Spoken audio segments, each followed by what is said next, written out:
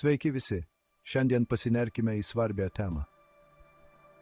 Kodėl Kristus uždraudė tokias praktikas kaip burtai, raganavimas, astrologija, taro kortos ir delnų skaitimas?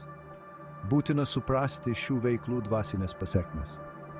Kristus savo išmintyje ne veltui mus įspėjo apie šias praktikas.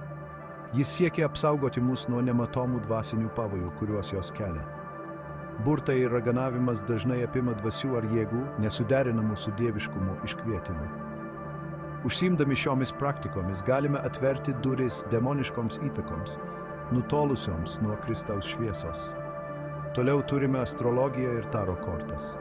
Šie įrankiai tvirtina, kad gali nuspėti mūsų ateitį arba padėti mums priimti sprendimus. Tačiau pasikliaudami jais, galime nukrypti nuo dieviškojo vadovavimo ieškojimo per maldą ir raštus. Biblija patarė pasitikėti Dievo planu, o ne žvaigždėmis ar kortomis. Delnų skaitimas ir ateities spėjimas patenka į tą pačią kategoriją. Jie žada įžvalgą apie mūsų likimą, tačiau gali nuvesti mus nuo Dievo tiesos. Ieškodami atsakymų iš šių šaltinių, netyčia galime į savo gyvenimą įsileisti neigiamas dvasinės jėgas. Kristaus mokymai yra aiškus. Turėtume sutelkti dėmesį į santykių su Dievu kūrimą. Jis yra mūsų pagrindinis vadovavimo ir apsaugos šaltinis. Gilinimasis į šias uždraustas praktikas gali susilpninti mūsų dvasinį pagrindą ir paveikti mus žalingai įtakai. Taigi būkite atsargus.